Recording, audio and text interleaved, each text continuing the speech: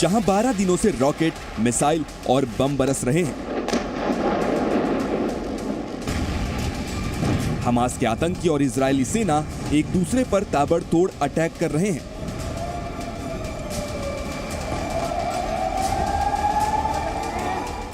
बदले की आग जल रही है, बारूद का धुआं उठ रहा है।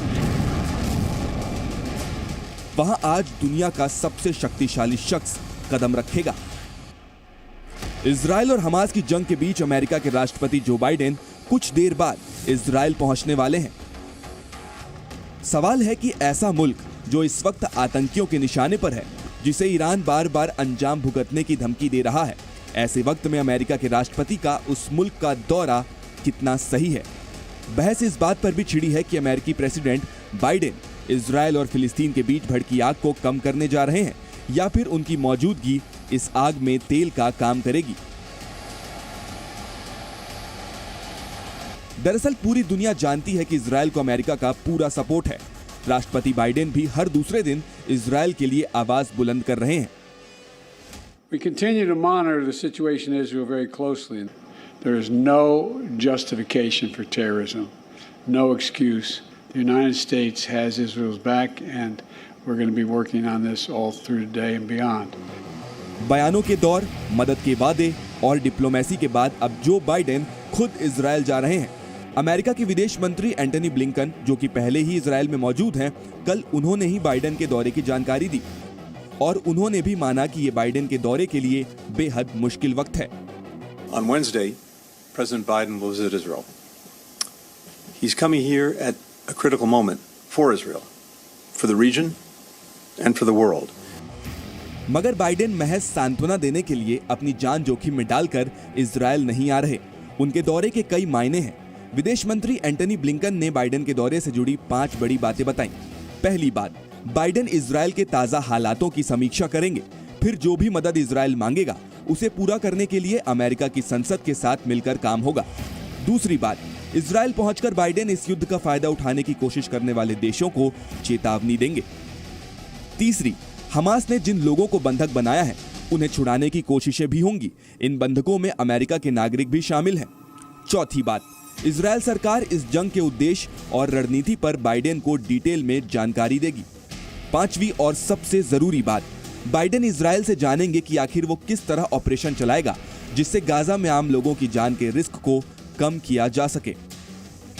कुल मिलाकर बाइडेन आज इजरायल के ऑपरेशन की A to Z जानकारी लेने वाले हैं।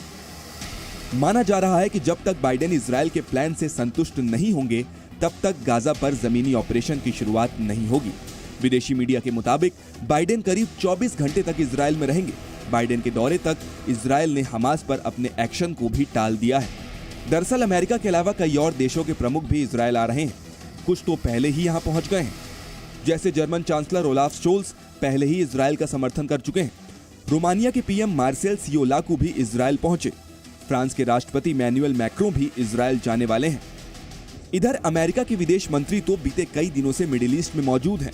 उन्होंने एक एक कर कई मुस्लिम देशों से मिलकर युद्ध रोकने की कवायद की है, मगर तमाम कोशिशों के बावजूद अभी भी हालात सुधरे नहीं हैं। कल तो अमेरिका के विदेश मंत्री एंटनी ब्लिंकन को खुद जान बचाने के लिए बंकर में छिपना पड़ा। बताया गया कि तेल अवीव में पीएम नेतन्याहू के साथ बैठक के दौरान अचानक हमले का सायरन बज उठा, जिसके बाद नेताओं को बंकर में ले जाया गया था। इसके साथ जर्मनी के चांसलर का भी डर से सामना हुआ।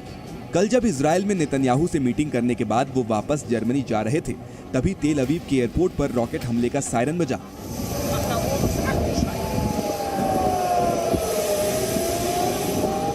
सायरन के बीच ओलाफ शोल्स और उनके प्रतिनिधि मंडल को तेल अवीव के एयरपोर्ट में जमीन पर लेटना पड़ा।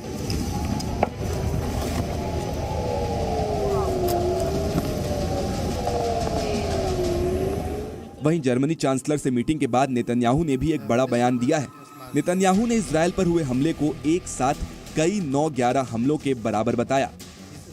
They would have killed every last one of us, murdered every last one of us if they could. They just don't have the capacity, but they murdered an extraordinary 1,300 civilians, which in American terms is like many 9/11s.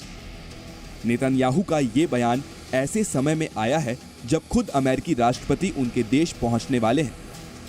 जाहिर है दोनों नेताओं की मुलाकात में Israel पर Hamas के हमले की लंबी समीक्षा होगी।